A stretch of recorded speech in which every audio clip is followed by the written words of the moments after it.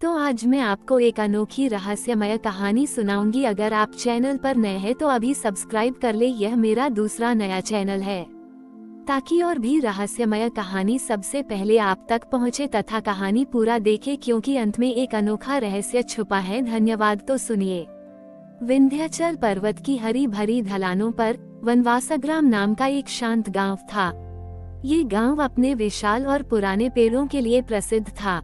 जंगल के बीचों बीच एक प्राचीन शिव मंदिर था, जहां हर श्रावण मास में भक्त पास के पवित्र वन से हरी पत्तियां और फूल लाकर शिवजी को अर्पित करते थे।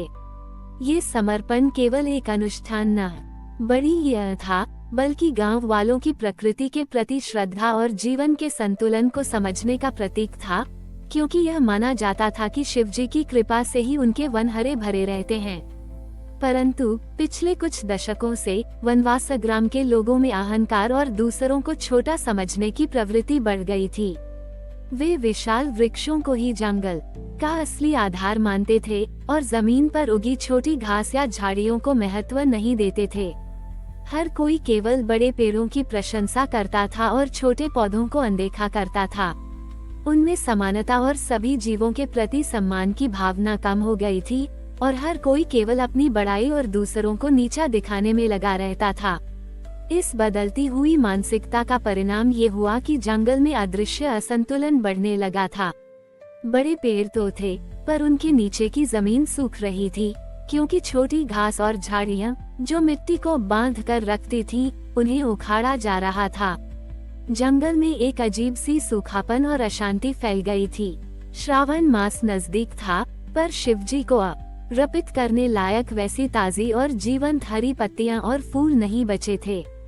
ग्रामीण चिंतित थे, क्योंकि उन्हें पता था कि वन का ये बदलाव उनके अपने भीतर के अहंकार और शिवजी की नाराजगी का संकेत है। गांव में ध्रुव नाम का एक युवक था। वो बहुत शक्तिशाली और लंबा चौड़ा था, मानो स्वयं एक विशाल वृक्ष हो। पर उसके भीतर एक गहरा अभिमान था। वह सोचता था कि केवल बड़े और शक्तिशाली लोग ही महत्वपूर्ण होते हैं और छोटे या कमजोर लोगों की कोई कीमत नहीं होती। वो अक्सर छोटी मोटी मदद करने से भी इनकार कर देता था, क्योंकि उसे लगता था कि यह उसकी शान के खिलाफ है।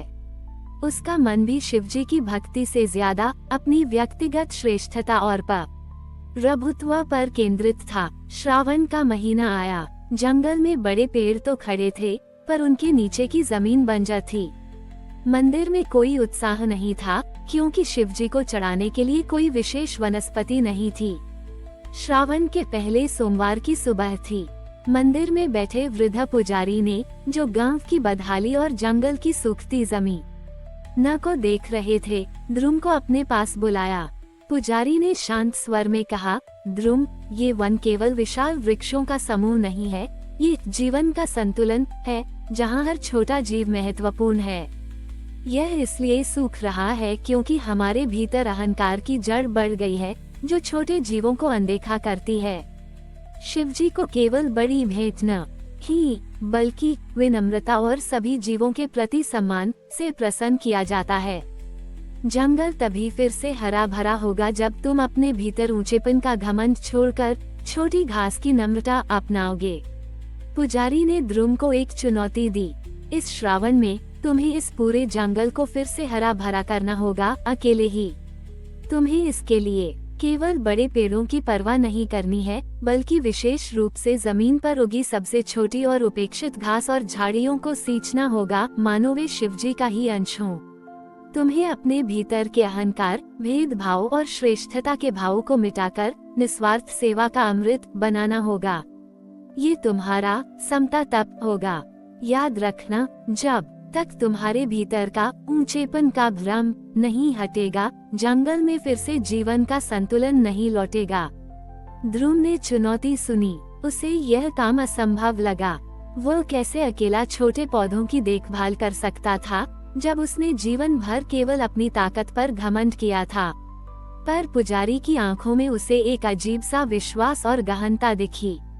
उसे अपने भीतर एक प्रेरणा महसूस हुई। उसने सोचा, ठीक है, मैं ये करके देखता हूँ। अगर मैं इस जंगल को बचा पाया, तो शायद मुझे भी कुछ मिलेगा।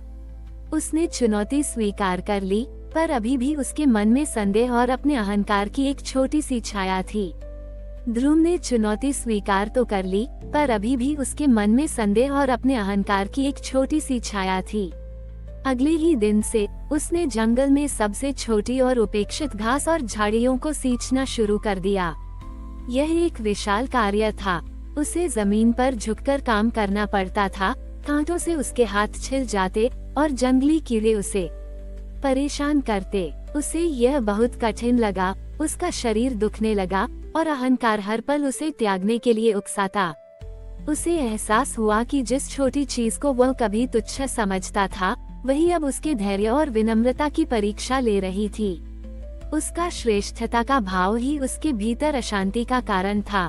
धीरे धीरे जैसे जैसे ध्रुव हर दिन निस्वार्थ भाव से छोटी घास और झाड़ियों की सेवा करता गया, उसे केवल शारीरिक श्रम ही नहीं बल्कि एक आंतरिक बदलाव भी महसूस हुआ। हर छोटे पौधे को सींचते हुए उसे लगा जैसे वो अपने मन के भीतर से अहंकार और भेदभाव को भी हटा रहा हो। उसका ध्यान अब अपनी ताकत पर नहीं बल्कि एक जीव के महत्व और जीवन के परस्पर जुड़ाव पर केंद्रित हो गया था। ये छोटी घास केवल एक पौधा नहीं थी, ये उसके आत्मा का विस्तार बन रही थी, शिवजी को अर्पित एक तपस्या। वो अब किसी को कुछ साबित करने के लिए काम नहीं कर रहा था, बल्कि अपने भीतर की शांति और उस पुराने समानता के भाव को वापस लाने के लिए कर रहा था। श्रावण का अंतिम सप्ताह चल रहा था। जंगल में अभी भी बड़े पेड़ तो थे, पर जमीन की हरियाली पूरी तरह नहीं लौटी थी और गांव में निराशा गहरी थी। ध्रुव लगभग थककर चूर हो चुका था। एक शाम जब वो एक सूखी हुई जमीन पर पानी डाल रहा था, तो उसने देखा कि एक छोटी सी चींटी एक सूखे तिनके को बड़ी मुश्किल से खींचकर ले जा रही थी, मानो वह अपने लिए एक नया घर बना रही हो। उस नन्ही चींटी के अथक प्रयास और उसके सहज अस्तित्व के संघर्ष को देखते ही ध्रुव के भीतर एक नई ऊर्जा का संचार हुआ। उसे लगा जैसे शिवजी स्वयं इस छोटे से जीव के रूप में उसे संदेश दे रहे हैं कि हर जीव का अपना महत्व है। उसने अपनी अंतिम शक्ति से जंगल के उन कोनों की भी देखभाल की जहां सबसे छोटी घास उगती थी, इस बार किसी दिखावे के लिए नहीं बल्कि केवल निस्वार्थ प्रेम और समर्पण के भाव से। श्रावण के अंतिम सोमवार की सुबह थी। ध्रुव ने अपनी पूरी शक्ति लगाकर जंगल की उस जमीन को सींचा जहां छोटी घास उगती थी। वह थक चुका था, पर उसके चेहरे पर एक अद्भुत शांति और संत ओश था। जंगल अभी भी पहले जैसा घना नहीं दिख रहा था। जैसे ही सुबह की पहली किरण उस सींची गई जमीन पर पड़ी, एक अद्भुत चमत्कार हुआ।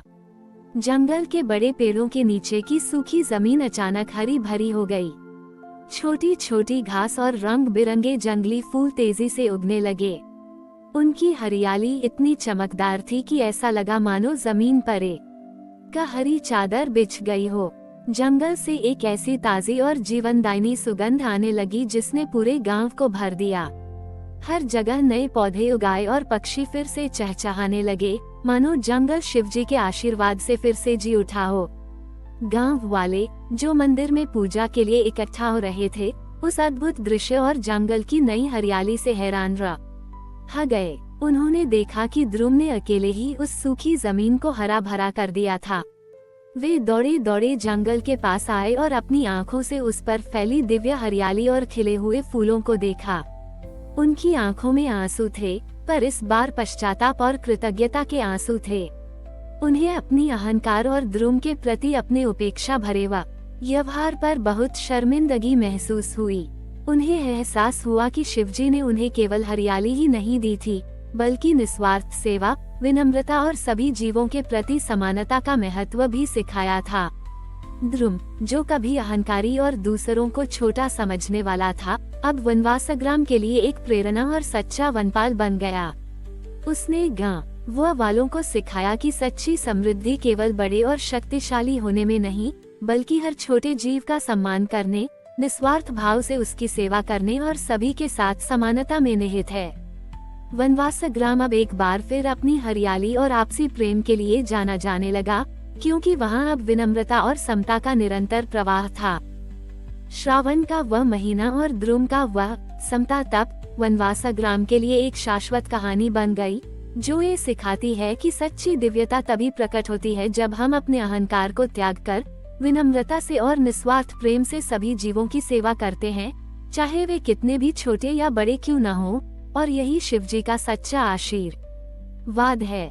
हमारी और भी आध्यात्मिक एवं अनोखी कहानियाँ देखने के लिए हमारे चैनल पर जाएं तथा धार्मिक एवं पौराणिक अनोखी कहानियाँ हमारे चैनल पर है। कृपया जाके देखें तथा हमारे चैनल को सब्सक्राइब करके रखें और वीडियो लाइक जरूर करें। धन्यवाद।